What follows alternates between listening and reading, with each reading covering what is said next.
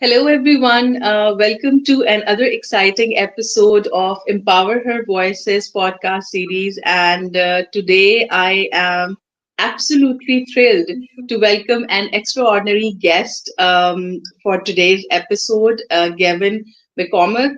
In today's episode, this amazing guest is actually going to enlighten us about the true potential of Montessori education, and he's going to debunk some common myths and will inspire us, educators, parents, learners, about what exactly the impact of education could be and how we can actually empower each other, and then a couple of other things related to it.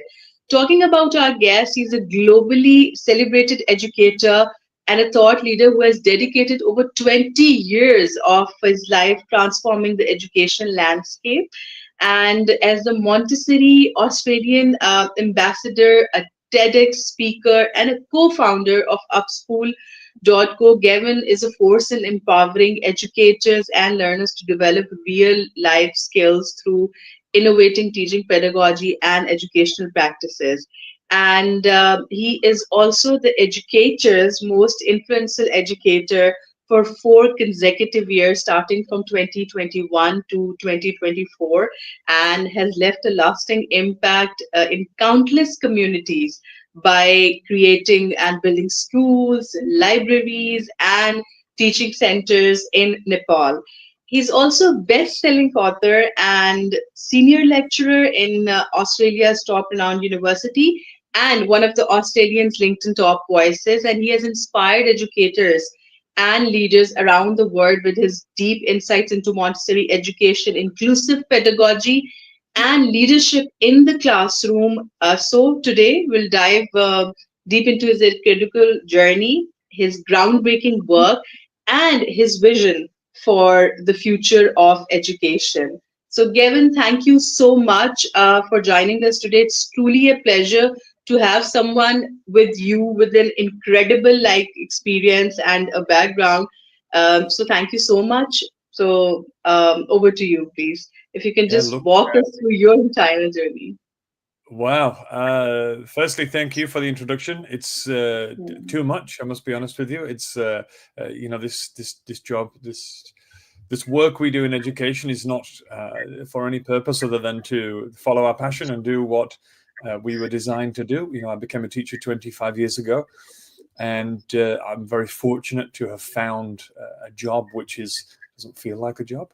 It feels like just what we were meant to do with this life. But along the journey of being a teacher, you get many opportunities. Opportunities to change lives. And that ultimately is what education is about. You've got the children in front of you, and I've just had a month of no work. In actual fact, I took a month off, and I didn't work for a Okay. month. I know we were supposed to meet a month ago, and I said, I'm sorry, I can't meet you in December. I'm not working for a whole month, and I've just been into the Andaman Sea, which is on the west coast of Thailand, and I've spent a lot of time there in the ocean on kayaks and rowing Oh, wow. around and whatnot. And while I was there, I was reading Marcus Aurelius's book. Now, Marcus Aurelius was one of Okay. Rome's most famous emperors. He was an emperor, but also a philosopher. And he talks about education in this book a lot. It's called Meditations, and it's a series of letters that he wrote to himself about being a leader. He never meant for them to be published. He never meant for these letters to reach the public domain. But Okay. extremely intelligent man and extremely insightful. And when he talks about education, it's really short. He says, the reason that education exists is to produce good people. That's it. Wow. And when I thought about that a lot when I was reading it, and he's completely right.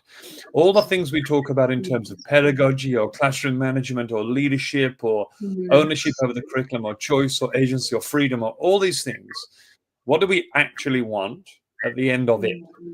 We actually want, Maria Montessori labeled it as world peace. Marcus Aurelius labels it as good people.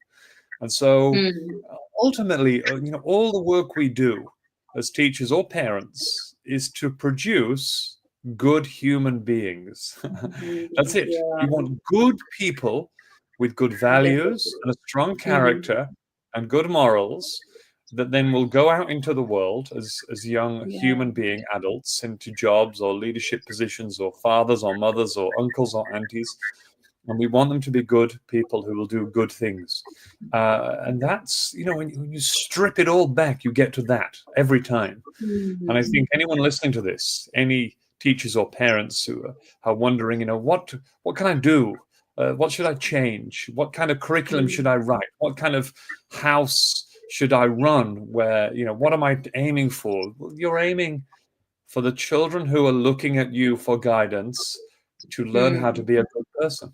And there's many ways to do that, and we can talk about it in this podcast. But in my journey, in 25 years, I've had luckily lots of good mentors to work underneath Mhm.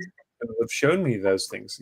I didn't know what to do. I didn't know what I thought teaching was about teaching children facts and then testing them and then getting the results and showing my principal that I'm a good teacher. At the beginning, I thought that's what it was. Mhm. I've discovered that it's not that. In fact, it's quite the opposite of that. But there are many schools or teachers who are still sitting in that same mindset, unfortunately, because Exactly. no one's shown them what the objective is of education. Mhm. So Yeah. we're stuck in a kind of perpetual loop, unfortunately, where children are just taught facts, tested upon those facts, and then those facts are presented to people who need to see them and said, well done, this is a great school, you're a great student, and you're a great teacher. But actually, we're missing the point. Yeah, I was actually, you've mentioned it, this perpetual note by saying this word that, as Marcus said, that the purpose of the education is to produce good people, right? So, talking about those schools, in fact, there are like thousands and thousands of those schools who still believe in this rote learning, in which, as you said, that they're just producing, um, they're just producing like robots, or the students are put into a race, right? That you have to compete, you have to get this, and then students are labeled against certain scores and grades, and then they are being assessed. Because when we say assessment, what I feel, if please correct me if I'm wrong, assessment is not that you have to put a label in front of a child that, oh, you perform 80%, you perform 90%. Assessment rather is about that you assess the academic or the mental capability of that child at that certain level, that okay, here is he's standing or she's standing over here, and from here we have to move to this milestone or to this thing. So then those schools are not actually following what you just said, that Marcus said they have to produce good people, they are actually producing good robots then. So then the schools who are following concept based learning, I guess there's a huge difference between both of them. So what do you like say about these things? Well, when it comes to the labels we put on educational pedagogies, experiential learning, concept-based learning, thematic Mhm. learning, there is a million words we can put before the word Mhm. learning. Uh, True. and it's very tricky indeed. But I think one thing we need to get out of, 100% we need to get out of, is Mhm. this competitiveness within schools. And, I'll break Yeah. it down for your listeners so they can understand where it's coming from. Because, Mhm. I've also been that teacher before. And, and I thought I was doing justice to my students, but I realized in hindsight now, in reflection, that Mhm. I wasn't, and I certainly wouldn't go down that route again. And so you haven't you have the organization, the OECD. Now, the OECD is a global organization. They release reports continuously and on Mhm. global issues. They Right. have a lot of data and they have a lot of people to monitor. And every year they Hmm. release something called the PISA rankings, the PISA, and it's basically a Okay. list of the countries of the world, all 196 countries, and they are Mm-hmm. ranked on their academic prowess from top to bottom. Okay. Every year they release Yeah. this list.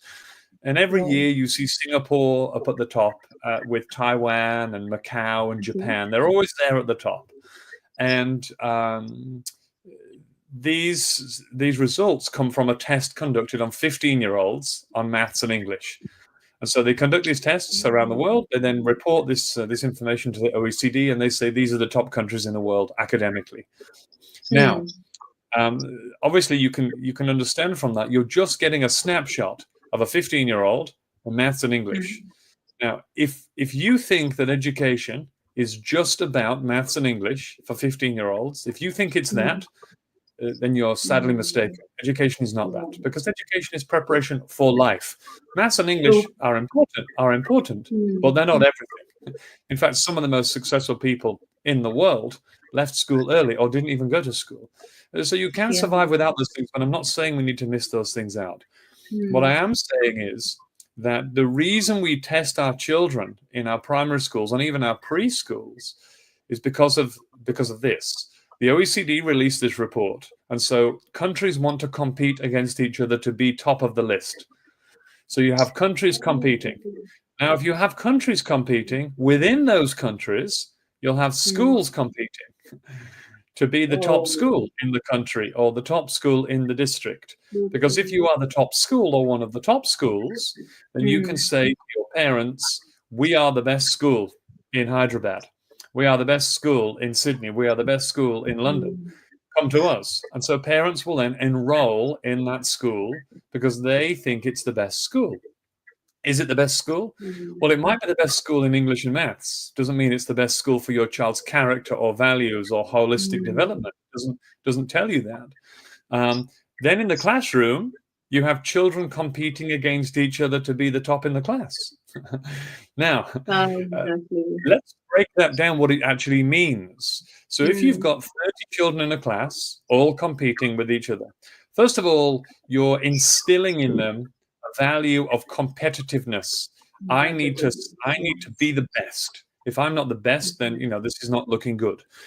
Now, that's not a healthy mindset to compete against other people. In reality, all we can do is be better than we were yesterday and compete against ourselves. We know that. It doesn't matter if your podcast is better than somebody else's. It matters if your podcast improves every time you have a guest. Does it get better each time? You're not going to be Joe Rogan overnight. That's impossible. But Joe Rogan wasn't Joe Rogan at the beginning. He had to get better and better as his podcast grew. So you can only be better than yourself. But this is the sad part. The sad part is that when you have somebody who is top country, top school, top child, you also have a huge group of people who are not top. And those people have worked very hard. They've tried their best. They've improved. They've got better. They've showed determination. Maybe they were on 10%, but they got to 11%. Maybe they were struggling with their sentence structure, but they achieved it. Maybe they couldn't add equations together, but they managed it. And so they do not get the accolades that the top child or the top school gets. And therefore you have a huge group of people who are deemed losers or deemed not good enough to be mentioned. And so we have to shift away from the winner or the top or the best and move towards an assessment criteria which says most improved, or you have improved, or you have achieved, you have improved upon yourself, so that everybody has improved in some way. They've grown in their values. They've shown kindness or love or determination or perseverance or persistence, something, so that everybody can say, look, we're all doing the best that we can with the things that we have and the situation we're in. I mean, who knows what's happening at home for a child? Maybe a child is living in an abusive household or has a single mother who works 5 jobs and the father is not there. So how is that child supposed to compete when they're struggling to stay afloat? How are they supposed to? It's not possible. And so we need to move away from that because it's not healthy. It's not healthy for anybody. The teacher doesn't enjoy it. The teacher does not enjoy it when they have to, teach towards tests. Teachers want to teach from their heart about subjects they care about and they're passionate about. They want to show that excitement to their children so their children can also be excited. They also don't want to teach towards tests because this is not what instills passion and enthusiasm in your class. They want to allow children to have freedom and choice and agency because that's what builds the key skills for the future. But those things are missing simply because we're all competing against each other to be top, when being top is actually detrimental. And the sad thing is this: the person who is number one doesn't really enjoy it because, and you may think they do, but they Hmm. look back at all their friends and the children in their class who are not top, and they realize that two things have happened. They feel empathy for all the children who are not sitting where they're sitting, and they feel sad. Number two, Hmm. they're stigmatized. Now there's just you. Hmm. You're alone now. You're the best. You're number one. You know, it's like stigmatizing a child for being the worst. It's almost the same. So nobody wants to be left out or isolated. Everybody wants to be included. So there's a long way to go. There's a lot of work to do, but Hmm. I think that's where we need to get to if we want to have a well-rounded, holistic approach Hmm. to education, where this mental health and well-being that we talk about, it shouldn't be a subject we teach. It should be something that we live. Let's talk about Something what we we've do. all achieved. Let's talk Yeah. about what we've all achieved. I'll start. I'm the teacher. It's been really hard this term. My cat has died, and I love my cat so much. I felt a really loss in my heart. Hmm. But this term, I've tried to work hard and remember the good memories I had with my cat. And they say that to the Hmm. children. The children say, "Oh my goodness, my teacher is a human being who has grief and loss and has struggled this term, but has shown determination to come to school every day and do her best." And then the child says, "So Hmm. it's okay to feel sad. It's okay to not always be on form, but I must keep going. I must keep trying." And so this holistic approach to education needs to be about being human. Like, I am a human, you are a human. Let's be human. Let's show when we're vulnerable. Let's tell each other when we're sad. Let's celebrate when we succeed, but we'll do it together. And we won't isolate people, and we won't intimidate people, and we won't, make sure that they're not left out or stigmatized. We'll do it together. There's going to be Hmm. times when we need each other all the time. I think if we can get to that, we'll get a real education out of our students where they'll not only be academically sound, but Yeah. they'll have the values and the character and the spirit that we want in future humans. I think that's where we need to go. Yeah, so you have actually translated the true essence of being a holistic. We always, so I've also like served in education sector, so we always keep hearing about one thing, that schools believe in holistic development. Schools believe in holistic development. But what you have just said, that, rather than just celebrating success, it's about if the teacher is upset or if she's up to something or if she's in grief, we should acknowledge that. But then there's a lot of pressure on teachers that they just need to be at their best. They can't like share their grief, share their anger, share their frustration.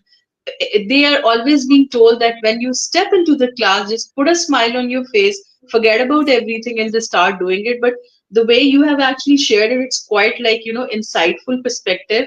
And talking about what you just said, that for education, it's about more about empathy as well, right? More about creating that individual who can feel for others. So if we go toward, and then the best thing that you've just explained, so I've also like kind of there was some ambiguities in my mind, that it's a top to bottom approach, that first the countries are competing, then comes to schools, and then the third layer is it comes to the students. So yes, by default, when we also step into our professional life, so we also kind of compete with other colleagues. Oh, okay, I have scored best, I'm the best. And then it goes on and on to the generations, and which is very unfortunate. So you have actually identified the root problem, what's at the grassroots problem that we need to address. So it's, I guess, about the approach that we need to change. And so I was just wondering that once you were saying this, we had a conversation about Montessori, right? So if I talk about Pakistan, and if I talk about a couple of schools in UK as well, with whom we used to have affiliations and this. So whenever this word comes, Montessori, particularly Montessori. So there's this perception, a very, very strong perception, not in fact perception, it's a statement. Oh, Montessori means the earliest education, which consists of either 3 years or 4 years, starting from playgroup, and so on. And there are different labels. Some call it as reception, some call it as nursery. So Montessori means earliest education. But when we just had a conversation, you said no. So that was like a question mark for me, that Montessori is not just early years? How come? So there's a very, I would rather say it's a common misconception or myth that we really need to debunk? And obviously you are going to tell us that what Montessori education is actually. Is it not like just early years? So it's been mislabeled, unfortunately, in the subcontinent. If you go to India, if you go to Sri Lanka, Bangladesh, Mm, Nepal, or Pakistan, yeah. you'll find Same. Montessori means preschool. Yeah, yeah, You know, true, true. Yeah. um, now obviously Montessori education is a global phenomenon. It's been around for over 100 years now. Maria Montessori created it, as we all Exactly. probably know. And the early years are the foundations. There's no question about that. But Montessori Right. education was designed for life. In fact, she designed a curriculum for up to 25-year-olds. So this is Oh. something that doesn't end. So if you go to Montessori preschool, as soon as you get to Mm, 6, you then go to Montessori, what we call cycle or stage 2. And stage 2 is 6 to 9-year-olds. And then from 6 to 9, you go to oh. 9 to 12. Then you go to 12 to 15. So we have these cycles of Montessori education. And Montessori designed specific outcomes, specific materials, specific Okay. values and character traits, and developmental goals in terms of mindset, in terms of neuroscience, all Hmm. around what our children should be able to achieve and who they should be Okay. throughout these stages. So it's a misconception, unfortunately. Mhm. But yes, Montessori has been labeled as preschool. The Yes. majority of schools in the world that are Montessori are preschool. This is the thing, and I think Okay. the problem lies in lack of trained teachers in the primary sector, especially in high school. So there's very few high schools. There are, a medium-sized amount of primary schools, but there are True. absolutely thousands, if not hundreds of thousands, of Montessori preschools. And so you can imagine the Hmm. association with Montessori and preschool simply because there are more of them. But it's important to be clear that this is a pedagogy that was designed all the way through to adulthood. Can I go back to something you said earlier on about holistic education? I think this is really Yeah, important. exactly. Yes. So, um, any parents, any teachers listening to this podcast, when we talk about holistic education, and it's on millions of websites all over the world, millions of schools Hmm. say this. What does it mean? Holistic, whole child. So, whole Yes. child, emotional. You're talking about developing emotions. You're talking about developing Hmm. the social side and the academic Hmm. side. So True. this is the holistic approach to education. Now, some of Okay. these can be taught by subject matter. You can have Okay. subjects in your curriculum that will teach these. But I Yeah. think the True. most important message that we can share with your audience today is that Hmm. most of the learning that our children do in terms of holistic education comes from watching the adults in their lives. So, Yeah. children True. learn predominantly from their role models.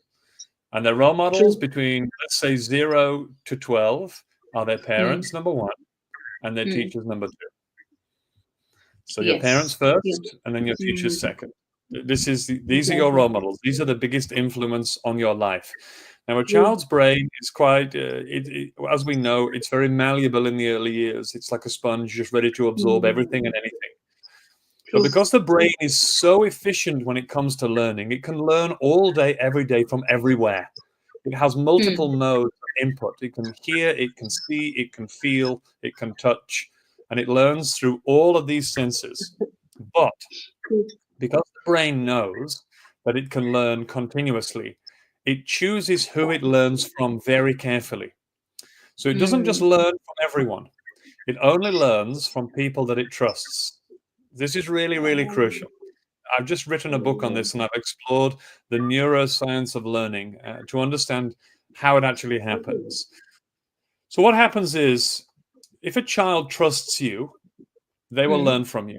If they don't trust you, they will not learn from you. Their brain goes, no, I don't trust you. I'm not listening to what you say. I'm not going to copy what you do. I'm not going to mimic your behavior. So, with a parent, of course, the child is with the parent from birth and automatically over time starts to trust their parents, their mom, their dad. Hmm. When it comes to True. teachers, very interesting because this is a new person. Who is this person in my life? I don't know this person. Hmm. I walk into the classroom, this is my teacher, you know. Yeah. So I don't trust this person because I don't know them. Yeah. So the teacher has to work hard to gain the trust of the child. And gaining trust Exactly. in children is not difficult at all. In fact, it's quite easy and involves two really important steps. Number one, Right. and this is a bit controversial, but I'll explain it in a minute, it involves physical touch, the first part. Now, physical touch is controversial in schools, of course, because we shouldn't be touching our Mm. students. I don't condone that. But what I do Right. condone is shaking the hand of your child at the door. So imagine Yeah. this, and I'll tell you why this works. So you have many organs in your body. Your biggest organ is your skin. Your skin is your Yes. biggest organ, right? And Yes. your brain is very sensitive to what your skin is touching. If my skin is touching my hand, my brain at this Okay. moment says, "Oh, oh, oh, your skin is touching skin," but I know it's your skin. So Oh, there's nothing to do. Now, let's say right. that you are with me now in this room with me here, and I shake Mm. your hand. Good morning. Mm. How are you, Fazai? And you say, Mm. I'm great. My brain says, hey, you're touching skin. That's not your skin. That's somebody else's skin. Somebody's Now, else. immediately, your brain says, there are two people now. I know there are two of you. And I Oh, know that you trust that person because you're really close to them and you're holding their hand. So, because there's two of you now, not one, mm. you're now 100% more safe than you were one moment ago because there's now two of you. Your brain is a prehistoric Okay. brain. It, Wow. it still believes you're in the jungle hunting for food. And if there's two people, well, you're a lot safer than you were if there was one. Okay? If there's 5 or 10 or 15, well, this is insane. You're now very, very safe. So when children feel safe, they are more capable of learning. Easy. If you're safe, you're less anxious. If you're less anxious, your body will release a beautiful chemical into your bloodstream, and that will make you feel safe. It's called the cuddle hormone, and it makes your heart Wonderful. rate become less. It makes your blood Okay. pressure lower, and you're ready to learn. So for every teacher watching Yeah. this, or any parent, you're struggling with your child, your children do not want to learn, they're struggling with trust. They're having a tantrum. What do? You put your skin on their Yeah. skin. You shake their hand. You hold their hand. There's nothing controversial about holding a child's Yeah. hand. We do it all the time on the playground. So you can do Yes. that. For every teacher, when you greet your children at the door, shake their hand. Good morning, Thomas. Good morning, Harold. Good morning, Stephanie. Good morning, Susan. How are you? In you go, in you go, in you go. Shake their hand. Learning will increase, number one. Number two, Mm. this is really crucial too, about building trust. When we build trust with children, we let them know we're vulnerable. We tell them that we're real, we're human. So you're sitting in the classroom, you're having circle time. Now, Okay. instead of asking the children, how was your evening? What did you do? La, la, la, la, la. First, share something personal, something about how you feel. It doesn't have to be negative, can be positive. But the Oh. truth, tell them the truth. Not the whole truth. Sometimes it's not, you can't tell children the whole truth, but tell them Yeah. something. Tell them, Okay. hey, hello, everybody. Good morning. Before we start today's class, I just want to tell you that, last night there was a mosquito in my bedroom and I really couldn't get to sleep. It was a very hard night's sleep. And when you don't sleep, you're so tired. Now I'm here and I'm going to do my best to teach you today. I'm going to try to be inspirational. I just need you to know that last night I was so sleepless and I'm really exhausted. I'm wondering if you could just take extra care today, and look out for Mm. me. Now, what you're doing there, you don't really care about them taking care of you. They can't restore your sleep pattern. But what you are Yeah. saying, it's okay not to be okay, and it's okay to ask for help and tell people how you feel, because your students, when you say go in the classroom and smile and be perfect, right? Yeah. Teachers, go in there, smile and be perfect. That's not true. You're not That's promoting real humanity there. You're not being a real human. true. You're not being true. True. So your students think, well, I have to be perfect too. Even if I have a problem, even if something's going on in my life, maybe I'm being bullied, maybe there's a trouble at home, maybe something is happening with me and I don't feel right. Maybe I feel sad or depressed or anxious or nervous. I can't tell Um, anybody because that's not what we do in this room. We don't tell anyone. We keep it to ourselves. we But keep when it your to us. teacher, the role model, is promoting this Yeah. openness, your students Mm. immediately go, oh, it's okay to share how I truly feel, because I know in this Yeah. space, number one, it's Yeah. safe, and number two, I will be supported by everybody in this space. And Yes. so, if we want learning to be optimal, we Mm. don't decorate the classroom, put up posters, buy new textbooks, and invest in iPads. Those are fine, but the Mm. foundation is trust, actually. True. And Yes. in order to have trust, we need to know how the brain works. And Mm. hopefully that sheds some light to all of our listeners about how that operates. Because if you want academic prowess, if you want your children Mm. to do their best socially, emotionally, academically, you must start with the foundation. And the foundation is always trust. If they don't trust you, there's no learning happening. Their brain simply will say, I do not trust you. You humiliated me in front of the class by telling everybody that I had the lowest grades. Or you stood me up and Mm. you sent me out in front of all of my peers. You humiliated me. I don't trust you. You might do it again. Right? And if I don't Mm. trust you, learning is Yeah. off. The brain just goes, no, no, no, no, no. Mm. I don't learn from people I don't trust. And that's just Mm. neuroscience. And if you know that, then you're already 50% of the way there. And I don't Wow. want to focus on Montessori education, but Montessori education is based on this, on trust. We never grade children. We never humiliate them. We never raise our voice, ever. Mm. These things do not happen in a Montessori setting. You're trained for these things not to happen. You're trained to share your humanity, who you are. Mm. Who are you? These are all the holistic approaches to education, and this is why Montessori is on the rise, because parents would like their children to go to a place where they feel safe, because safety equals happiness. And what the parents want, they just want their children to be happy, actually, in reality, deep down. Exactly. And very rightly said, because for parents, safety of their kids is at the top most priority. Yes, you're very right. And given the way you have said it, like you have actually linked it to like neuroscience, which is really interesting perspective that that the examples that you are given, that this is how our mind is being informed, or the mind is telling us, so okay, you're in your safe zone, okay, now you're not. So this is quite interesting. So is it like neuroscience is applicable for all the age groups when it comes to learners? Because you have just said that Montessori is not, now I'm also clear. I also used to think that Montessori is just about early years education. So in subcontinent, you have said it's the one stage that we are following in Montessori. There are two other stages as well. So this neuroscience connection that you just said, is it just for the toddlers and for the primary years, or even it applies for those who are in the university or who are in their high school? It goes on for everyone? Have you ever been to buy a new car from a showroom? Yeah. You have. Yes. Tell me what the salesman did the first moment you walked in the store. What's the first thing the salesperson did? Well, first he just asked about, okay, what exactly model would you like to have? What are you using right now? The first question that Before he that, is greeted. before that, before that, the minute you walk in Smile the on the door, face. Yeah, smile on the face and like, hello. So how are you? Good to see you guys. And then please, what would you like to have? So what car are you using right now? So first it was the connection between, like, with a smile, and then they greeted. and when they greet you, they normally do one really important thing. They shake your hand. Welcome. Yeah, they Welcome to welcome. my showroom. You can trust me. Now your brain is saying there's two people. So you're now Oh, feeling safe. And because you feel safe, you trust me. And you trust me to be honest in selling you this car, this fridge, this television.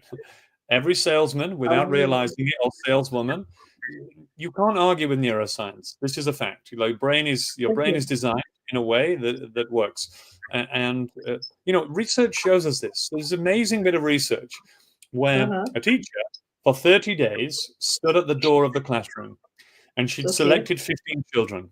For 15 children, she shook their hand. She got down low every morning, looked them in the eye, and said, Okay. "Good morning. How are you? How's it going at home with your new guinea pig? I hear you've got a new guinea pig. And the child, oh my goodness, my teacher knows about my life. I matter to her, and she's shaking my hand and she's down low looking me in the eye. I feel safe here. For the other 15 children, in you go, let's go, get your books out, let's go, let's go, let's go, let's go. No contact, Yeah. no shaking hands, no care, Okay. no conversations. After 30 days, the children were then set up with brain analyzing devices on their heads, and the teacher proceeded to teach a new concept.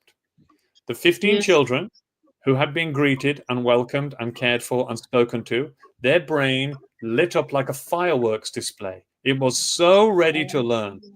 And the 15 children who had no connection, their brain was literally off. They may as well have been asleep. So Okay. there's lots of research on this that you can go and look up yourself.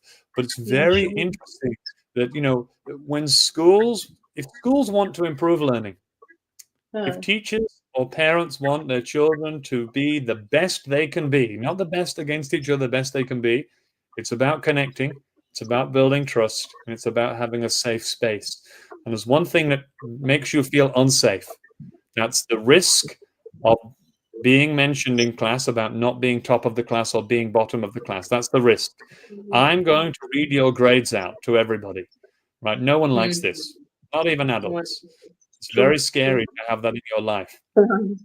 True. No one likes it. Number two, no one likes being publicly humiliated Yes, in true. front of the class. Nobody. And so if we just show that care and make that connection, our children will thrive. It's just, it's very simple. It's a very simple concept. But I think, unfortunately, the system is designed in a way where we're all competing against each other, and there's no time for this. Teachers don't have time. The schedule is too tight. The curriculum is too busy. The results are needed, and they're needed now. And so get in the classroom and just teach them some facts, and then test them, and give me the results, and then get the kids out of there. And Exactly. that's quite the opposite of what should be happening. And the people who are suffering or going to suffer will be our students, unfortunately. And so we need to change that. I mean, when you hear it, you like, this is right.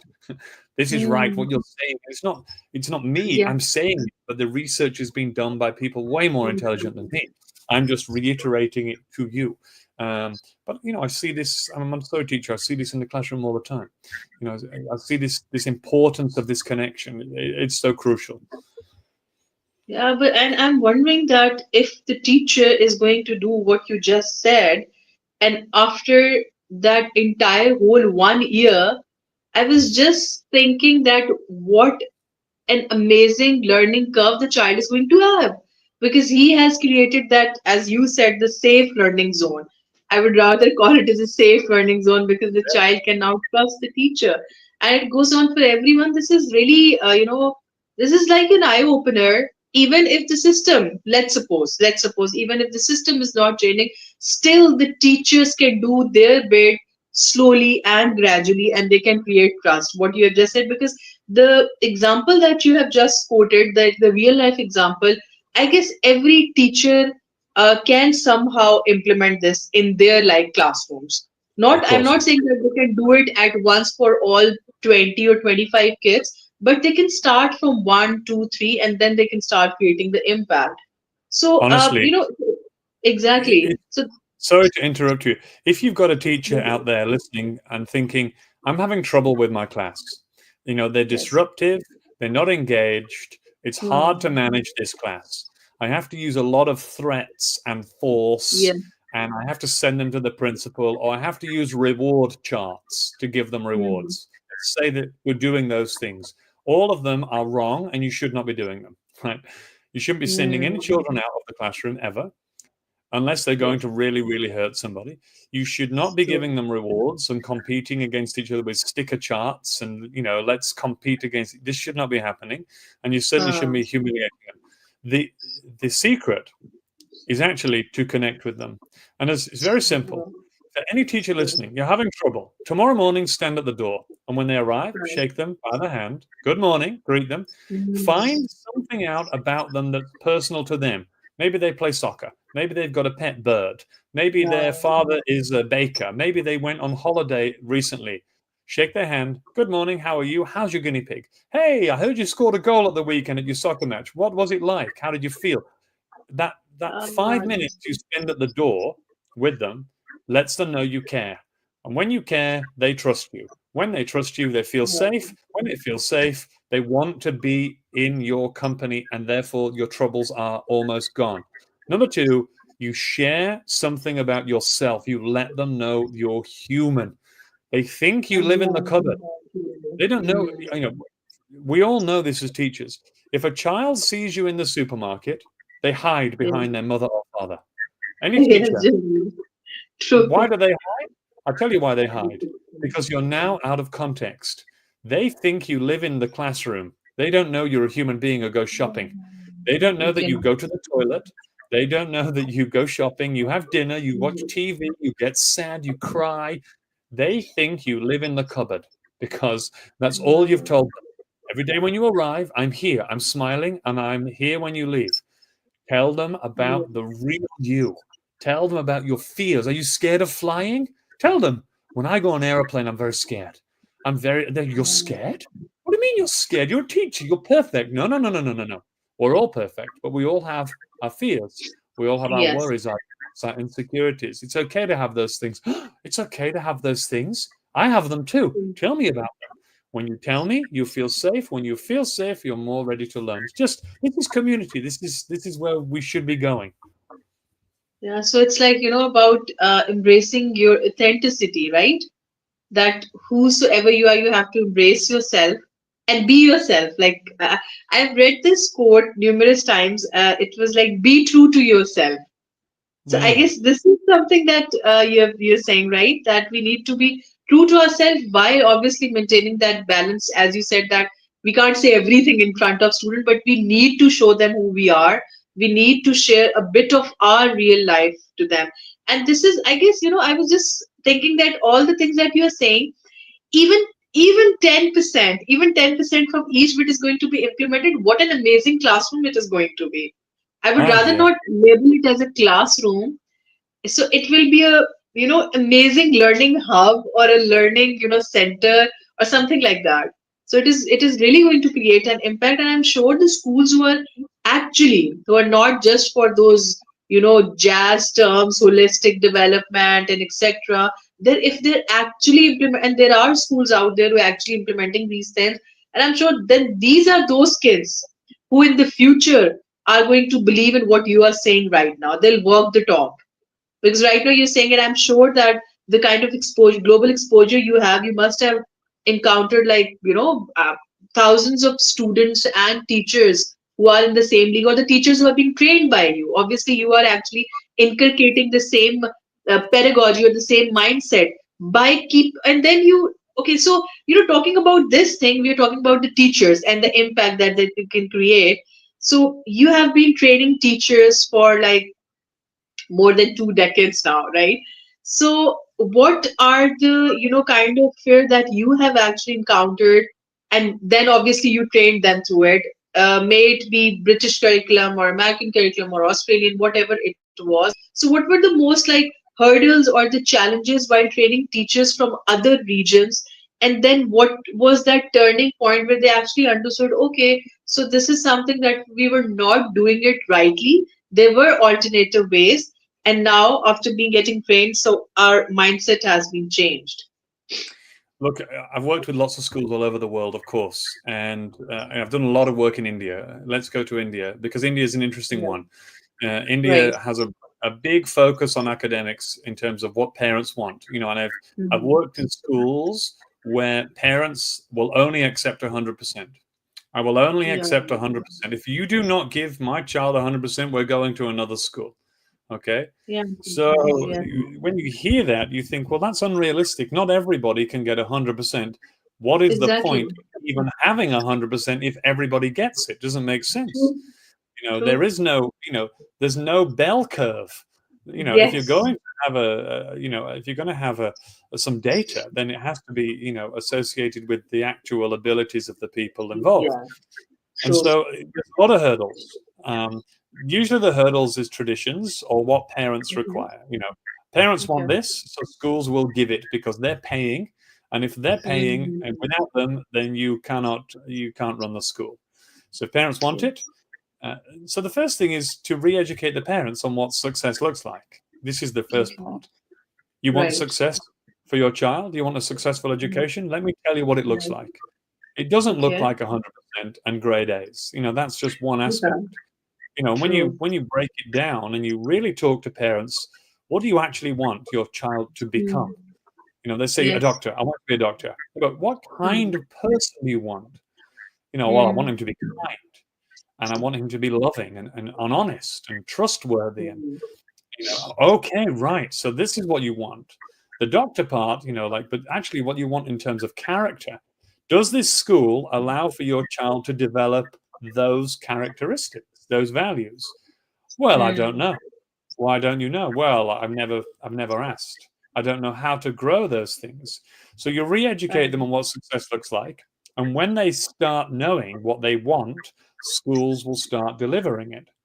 So, if parents are going to an open day or to enroll their Mm. child, and the principal says, "Are there any questions?" And the parents say, Mm. "Yes, can you tell me about how you implement values in the curriculum at this school?" And the principal's Oh. like, well, we have some values on the wall, kindness and love, and they're on our logo.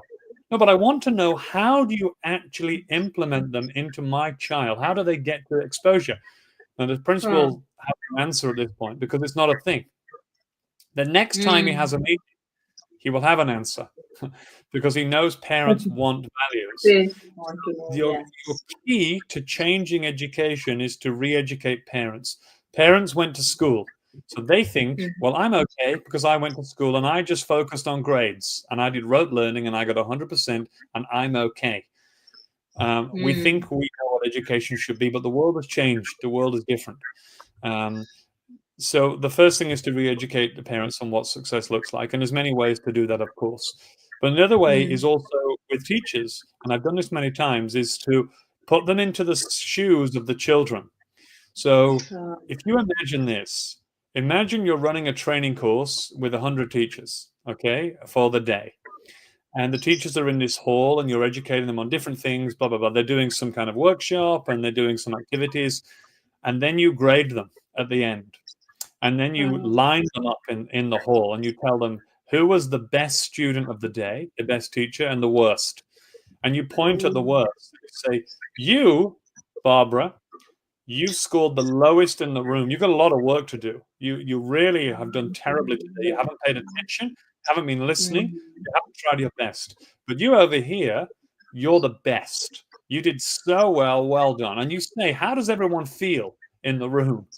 And you say it to teachers. Mm. You can imagine the Really person at the bottom embarrassing. is going to be very sad and even maybe Yeah. angry at you. They Yes, probably hate exactly. you've Yeah. humiliated me to all my True. peers and my principal and everybody. I feel humiliated. And the person at the top would also feel really sad for the person at the bottom. Now, the light bulb Mm. ding, appears. This is how you feel, and you're a grown adult. You imagine if you're 6 Exactly. or 7, and this happens to you when you're in your formative years, when your emotions are they're very high, and Right. all your feelings. This will live with you forever in your life. The time Exactly. when you were humiliated. Remember the saying: children will not remember what you said, but they'll remember how you made them feel. How you make So them it's feel, yes. about how you feel in that space. And before we ever reprimand or we decide what we're going to do with our students, we must think, how is this going to make that child feel when I do it? And if we ask Yeah. ourselves that question, then we can make decisions that are correct in terms of building spaces that are safe havens for our children to learn. Very well said, and really hope that educators and not just educators and learners, even the parents should understand this, that their kid is not they have kids with them, not like cars were supposed to compete in a race with each other and they have those mechanical kind of spare parts in them. We are human beings. We can be right, we can be wrong, we can be upset, we can be happy. So there are like variation of emotions, as you said, that there's a bell curve. So it's not like every time you're happy, you're perfect. We all make mistakes. And we really need to own ourselves that fine. I really loved it when you said that it's okay not to be okay. So when you like admit this thing that you're not okay, it's fine. So it's, yes, you're right. There's a dire need of re-educating the parents. It's not like just educating. We need to re-educate the parents as well. And it can only be done when, the educator, the learner obviously is going to replicate, as you said, whatever we are going to show them. So the educators and the parents need to join hands actually with each other to Yeah. understand, and then they can actually create impact for the students. So Gavin, it was really an eye opener as well. Why? Because there are a couple of things in my mind, and I'm sure in the minds of the teachers who are going to watch this episode, because you have actually bifurcated different myths, and then you have addressed it very, like, logically while emotionally as well. So there was this balance that a human being, if a teacher is going to say, oh, okay, I guess I was not the best one because there's this award in the school, best teacher of the year. So now I can relate that the way we said best student of the year and best teacher of the year, both are feeling the same, but the child is being traumatic that it goes on. So we really need to change this, and I'm sure there's a lot that we can actually learn from this conversation that we just had. And before that, we are going to like wrap up. I really want, if you can just, based on, obviously you have met thousands and thousands of, like, parents and students and teachers across the world. So what is that one piece of advice, although you have given numerous advices throughout this conversation, but when you said re-educating the parents, right, the educator needs to step in while talking to the parents, etc., but then what does that parent actually need to do while sitting at home, because they are the first one. When the child is born, the first school or the first learning bit is the parents, because for at least 2 to 3 years or 4 years, the child will remain with them, so they are the starter one. So what do you want to give them a message, because then the child is going to carry those things in the school. Okay, this is a really good question, and it's a good way to finish. So, just to let your everyone listening, 70% of everything you will ever learn in your whole life. Uh-huh. This is going to sound unbelievable, but it's not. Okay. 70% of everything you will ever learn is in before 7 years of age. Is in before 70%. Of everything you will ever Oh my know, ever, God. is in before you are 7. Now, you might think, but what Yeah, about all the documentaries and the facts I will learn, the books I will read? yeah, exactly. There, the things that you will learn between 0 and 7 about reading emotions, reading facial expressions, navigating risk, how to, Right. all the things that can't be taught in the classroom. You can't teach these things. They're things that are inbuilt Yes. and inherited through your brain's mirror neurons. Your brain has a neuron called the mirror neuron where it just looks and copies Okay. what it sees. And Hmm. so when you know that children have neurons called mirror neurons, they mirror things, they copy. You know exactly what it is you've got to do. And it's this very famous quote by Montessori: model the behavior you wish to view in your child. So you sit down with your Wow. wife or your husband and you Okay. say, all right, okay, we've got this little child here and the child is 1 year old. So let's decide what kind of person we want. What kind of person do we want? Let's have this Right. conversation over a cup of Hmm. coffee and let's Right. write it down. And the dad says, look, I want him to be strong and determined. And the mother says, Okay. okay, let's write that down. And the mum says, I want him to be kind and Uh, considerate and hardworking and empathetic and loving and dedicated, whatever. You write them down. okay. Right. And once you've decided what kind of person you want, person, Hmm. not Hmm. job, person, Person. Right. Yeah. your job then, as the adult who the child is looking at, is to be that all the time. So if you've written down kind, okay, you better be kind all the time. So you're walking down the street Hmm. with your child. Your child is 2. You're holding hands and you're going to the shop. And you see a snail. And the snail is in the middle of the pavement walking across with its little shell. And you Yeah. stop because you have to actively model this very, very carefully. You stop and say, oh, look, Tommy, look, there's a snail here. Look at this snail. And the child is looking. Maybe the child can't speak yet. Maybe it's just watching. It's a snail. And now this snail is a living creature. And it's got a Living shell on its back. creature. It's made of calcium. And it's probably trying to get to a plant to have lunch. Mm. It's very Yes. dangerous in the middle of this road. And we could stand on him. So tell you what we're going to do. We're going to pick him up really carefully. And you Mm. get the shell. And you pick him up and you show him, look, he's hiding in this shell. He's very scared. Let's pop him over here. And you pop him on a plant. And you Yes. say, now he's safe. Okay, let's go. And you carry on walking. Mm. Now, what's happened in the child's mind in that little time? The child has now learned when I see something, plant, animal, human, insect, which is vulnerable and in danger, what do? I take And care of help. it. I take Yeah. care of it because that is what I'm learning from the person who is guiding me.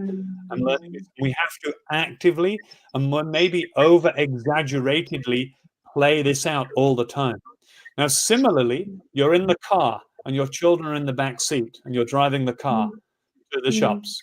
Somebody pulls in front of you and you beep the horn, beep, beep, beep, beep, beep, get out of my way. How dare you guys? Blah, blah, blah, blah, blah. Mm. Child is now looking at you saying, okay, when somebody gets in my way, I get Yeah. angry and I shout and I Yes. scream and I yell. Nobody is Mm. allowed to get in my way. Don't they know who I am? Mm. We're teaching them to be Mm. aggressive. Maybe that Yes. person is going to the hospital. They're in an emergency. Their wife is in the car. True. They're pregnant. So True. they pull in front of you and you say, no problem. Maybe you're on your way to the hospital. And you say it out loud. And the child says, Mm. oh, maybe it's important to have empathy instead of having anger. And so the advice is what you are, they will become. Fact. Because they learn from you, teacher Oh, or yes. parent. Whatever you want them to be, you have to be it. You can't expect anything else from them if you're not doing it yourself. And so you have to be mindful of that. When you know that, then you've got all the keys to success. That's it. You can change today. If you want to Yes. start, you start now. You start being kind today, now, actively. You promote it in front of. Don't tell them to be kind. Don't tell them to share. Don't tell them to be patient. Be kind, share your things, and be patient yourself. And they will just be that because you are their role model and they have a neuron which copies what you do. And that's just the way it is. Great, great. Gavin, very well said. And, thank you so much for sharing your incredible wisdom. Honestly, that's something. So, you have actually, modeled it, the real life learning that we actually have in this podcast. And it was truly a pleasure to have you on our show. And you took time out and you shared all those relatable, I would rather use this word, relatable advices, guidance that even the students, teachers, and educator can actually start practicing. And I'd really like you just said that start doing it from now. If you're not doing it, for example, earlier, just start doing it from now and just role model. You have to model it for your kids. And this is something because I'm also a mother. Like I have two kids, so I was just relating it to my son. He's just like 4 years old. So I was like, okay, fine, I can also do this with him. So Yeah. there's a lot of takeaway for me as a mother as well from this episode that fine. So with my daughter or son, I am supposed to do this if they're not, for example, listening to one thing. So I need to actually model it first and then they can do it rather than expecting them, no, you have to do it. So and I'm sure every mother can relate to this. Every mother. Just use your child as an experiment this week, right? Yeah. Honestly, do this. Be kind to I was, yourself. yeah, I I was call it taking notes in my mind and I was like, no, yeah, I have to practice it with my son. I call it the barbecue test. Okay, you go to a barbecue with your Okay. child and your husband or Right. your wife or whoever, and your children are playing over there, and you are talking with Okay. the adults. So instead of talking with the adults, just watch your child for 10 minutes Watch them. Okay. Watch them playing Okay. and see Okay. what it is they're good at doing and what it is they're not good at doing. Maybe they're not good at sharing or listening or something, right?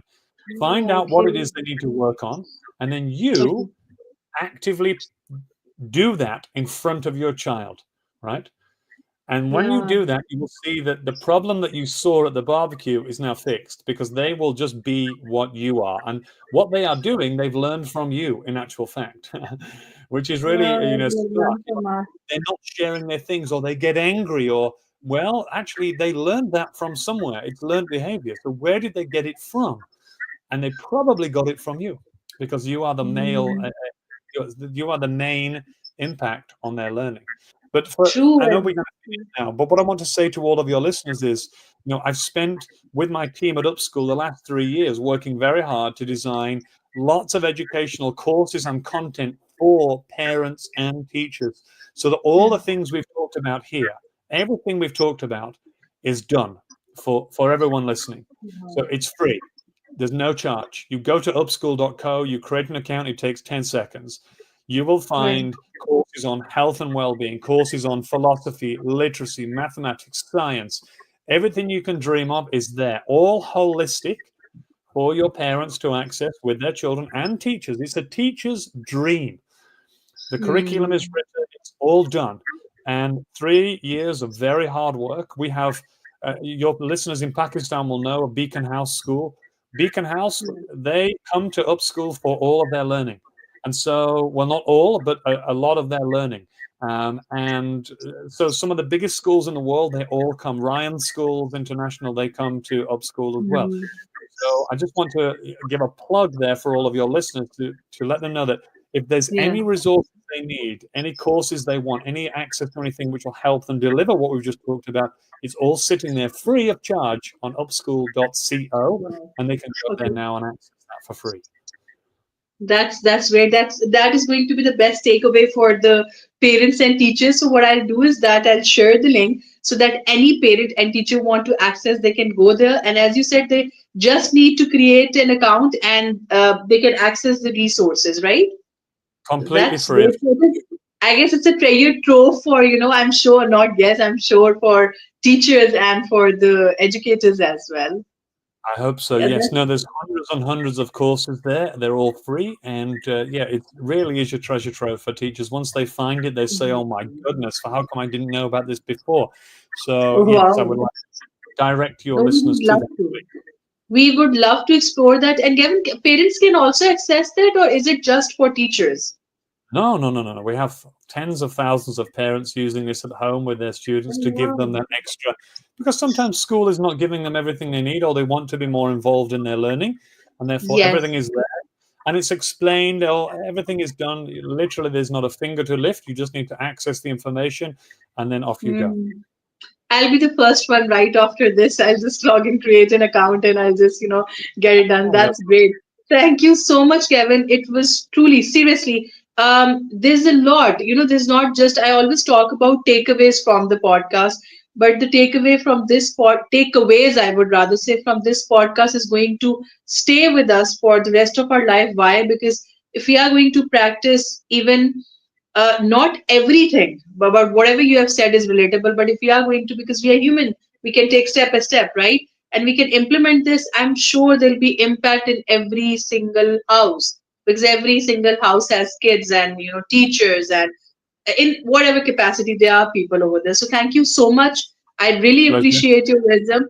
And we are definitely, and I really want, as Gavin has already said, there's a lot of things that you really need to model for your kids rather than just giving instructions or guidelines. Just do it yourself, as he said that. And the best thing, if you have noticed, he has also mentioned that 70% of the learning is before 7 years, right, Kevin? Is This was the bit that you have said. It So you, sounds you incredibly. It sounds unbelievable, but it's actually true. yeah, it's really being a mother. So my daughter is like 11, so my son is 4, so he's still in that category below 7. So I can relate to it. So for all the mothers out there, you should, like. So he has mentioned about his book as well. Gavin, go through that, because what I feel, neuroscience is something that we all should be aware of, at least the basics, right? Not because he's a professional.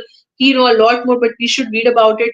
Go explore upschool.co, and as he said, there are like thousands and thousands of resources available for the parents and the teacher. And we really need that, because if we need to model something good for our kids, or as a teacher for our students, we first need to get educated. Only then we'll be able to model it for them. So thank you so much for listening to this. And I'm sure if you feel that this thing is going to be helpful for any other educator or for any other parent, feel free to share it with them, because sharing an advice or sharing something which is going to help someone is also going to stay with the person for the rest of their life. So see you again with another exciting episode. And don't forget to log into upschool.co, create an account, and access the treasure trove that Gavin and his team has created over a couple of years. And I'm sure you'll get benefit out of it. Have a nice day. See you again. Thank you so much. Bye bye.